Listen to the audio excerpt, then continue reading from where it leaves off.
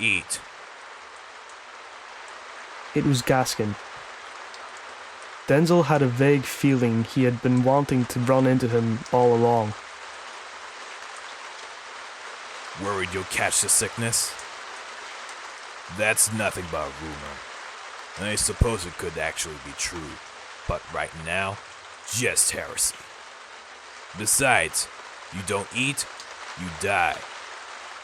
If you're gonna die, wouldn't you rather do it on a full stomach? That said, he reached into the backpack, snagged a cookie, and ate it. Still good. They'll only rot if you leave them there. Eat up before they go to waste. Denzel ate a cookie. The sweetness was comforting. He looked down at the bag. Thanks. Gaskin gave Denzel's hair a good ruffle. He was a different type of person compared to Dad. But the way he ruffled my hair was the same. For the next year or so, Denzel was living at that very spot. His first job was to find food among the goods. He made friends right away. They were all children who had lost their parents. Gaskin kept making friends too. Shit for brains who aren't happy unless they're using their muscles, as Gaskin put it.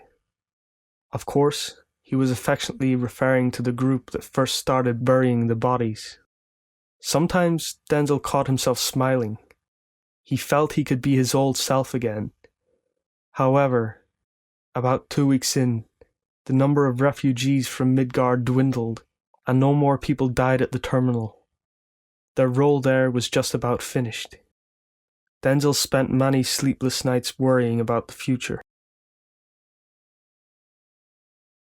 A lone man was out walking, as though he were searching for something. Eventually he approached Denzel and his friends and spoke to them. I'd like some iron pipes. The more the merrier. Denzel and his friends went to look for iron pipes. They managed to find lots of them in the debris of Sector 7. The man said his thanks and left. Since then, he came back many times. After the third visit, he brought friends with him who were also searching for things. A new town had started to develop on the east side of Midgard. It turned out they were looking for materials to use there. The kids agreed to find what they were looking for in exchange for food. Denzel and his friends soon took to calling themselves the Sector 7 Scavengers, or Triple S for short. There was plenty of work for them. They were proud of themselves for working and living like adults. And it was fun. There were nights when they cried and thought about their parents, but they always comforted each other. They were all in the same boat, but destiny had not tied Denzel and the others as tightly as they thought. One morning, Gaskin gathered the adults and the kids from the Triple S and suggested they move to the new town and pitch in with the efforts there. Just when they all seemed to reach an agreement, one of the children noticed something. He had seen Gaskin rubbing his chest now and then during his speech. Mr. Gaskin, are you feeling sick? Just a bit. When he undid the buttons of his shirt, he saw that he was soaked in black liquid. Gaskin died a month later. We made sure to bury him in a special place. The good people always die, huh? Reeve nodded silently to Denzel's words. Denzel put the coffee to his lips. He really hated the bitter taste, but he wanted to be able to enjoy it someday, like the adults did. All of the adults had moved on now, but about 20 of the kids stayed behind as the Triple S. They knew about the new town, known as Edge, and that it was growing in leaps and bounds. They also knew that there was a facility there for orphans, but they were helping with the building efforts right where they were, and got by without relying on adults. They saw no reason for them to leave. They also thought about how bad it would look to be called orphaned, and needed to be protected. Still, Their pride couldn't stop the new town progressing. Soon, work was re-centered around large machinery brought in from various places. In the time it took Denzel and his friends to carry one short girder, a giant crane could lift an entire house and carry it off. And so, even the proud members of the Triple S started to leave, one by one. Before long, only 6 members remained, including Denzel. All of them were starving. Eventually, even the last girl left announced she was going to Edge. Reeve looked at him with a puzzled expression. What's wrong? I hated that girl. The guy said a girl would just slow us down and stuff. But they all wanted to be in a group with her. Once there were less than 10 people, she was a pain in the butt to work with. But I realize now, all that meant was that I'd gotten to the point where I could, worry and get mad about normal stuff again. You should be grateful to her. She's not around anymore.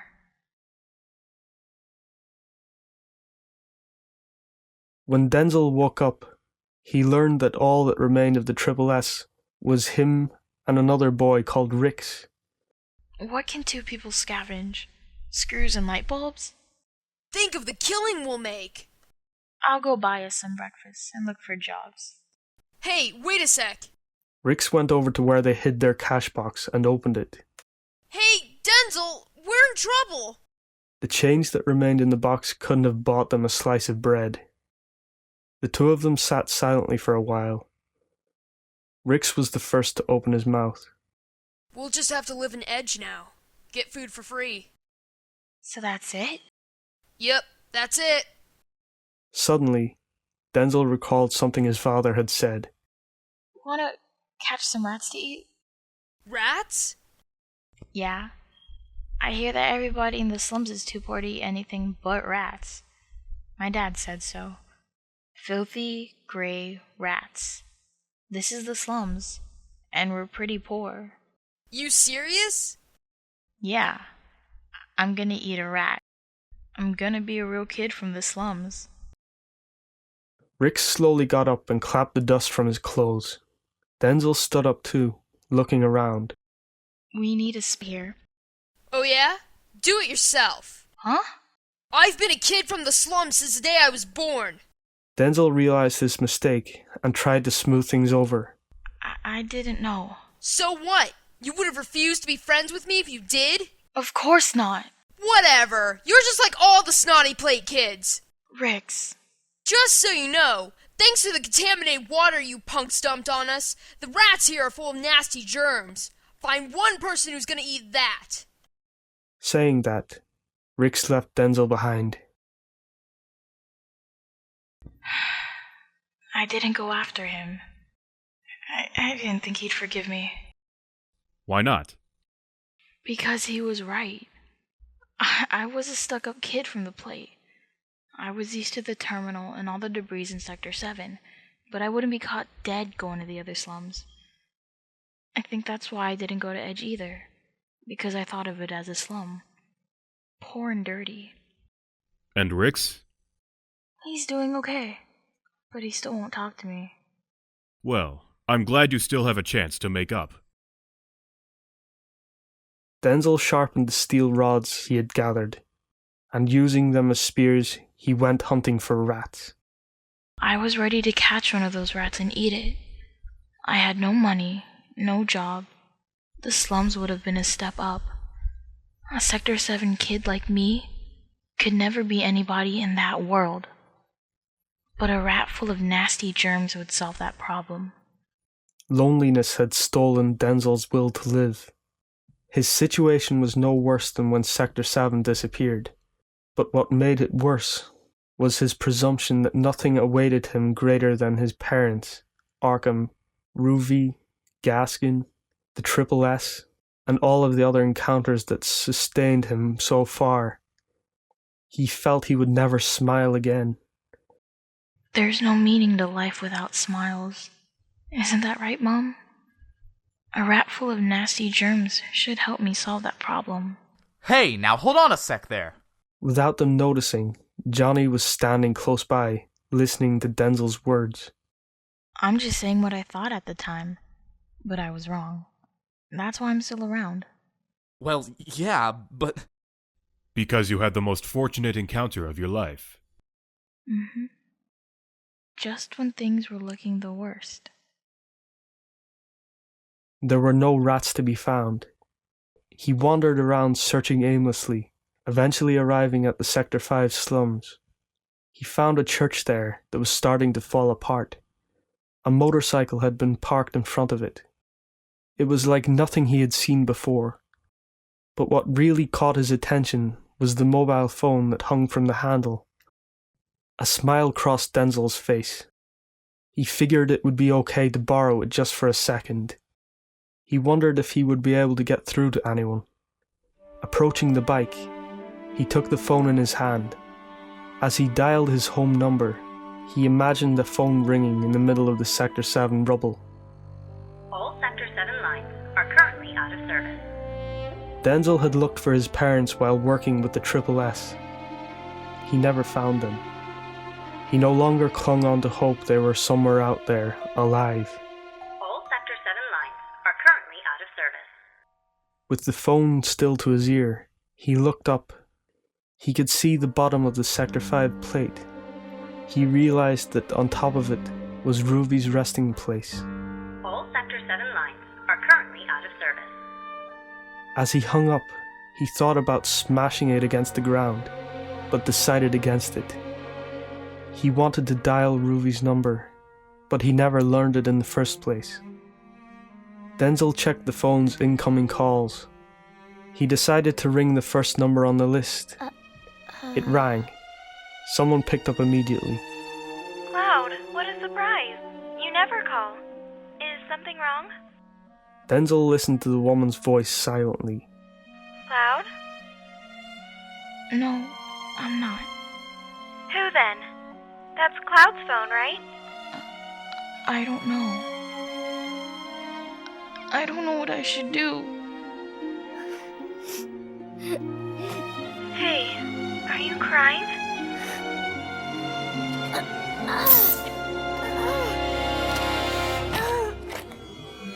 What's wrong? Are you alright? Cloud? Are you there? Cloud? He thought he felt tears flowing down his face. When he closed his eyes and went to wipe them, a surge of pain shot through his forehead. The pain caused his whole body to seize, and he dropped the phone. He crouched there as the pain overwhelmed him. He felt a sticky fluid as he held his forehead. Denzel realized he really didn't want to die, but the pain wouldn't go away. All he could do was pray silently. Don't let it be black. Don't let it be black. He fought the throbbing pain and opened his eyes. His hands were jet black. I don't remember anything after that. When I woke up, I was in a bed. Tifa and Marlene were looking at me. The rest you already know, right? Sort of. I owe my being alive to so many different people. My parents, Miss Ruvie, Arkham, Gaskin, my friends from the SSS, the living, the dead, Tifa, Cloud, Marlene, and of course... I want to be like that for someone. It's my turn to do the protecting. Reeve was silent. Please, sir, let me join. No. No, no! Would you shut up? You're still just a kid! That doesn't matter. Actually, the WRO no longer enlists children. You see? Then why didn't you just tell me in the first place? Well, you see, I just decided, while listening to your story. Children have something only children can do. I want you to do that. What is it? Bring out the strength in us adults. Denzel waited for him to continue, but Reeve stood up, as if to say their talk was over. Oh, one other thing. Denzel looked at Reeve expectantly. He took a handkerchief out of his pocket and waved it about. It had a pattern with lots of little flowers. Thank you for taking care of my mother. Johnny had started to clean up after Reeve left. Denzel looked down at his own handkerchief, which he had set on the table. You know, kid, if you want to fight, you can do it any time you want. You don't need to be in the WRO. Why is that so important to you? Cloud. What about him? He's strong because he used to be in the army way back. I want to be strong like that too. Times have changed, you know? How? Well, let's see. Say, instead of some guy who swings around a sword, it's a guy who always knows how to take away the pain. Which do you think would be more popular? It's not like I want to be popular though. Denzel remembered all of the hair ruffling and kind words encouraging him. Men and women, adults and children. He would carry them all in his heart for the rest of his life.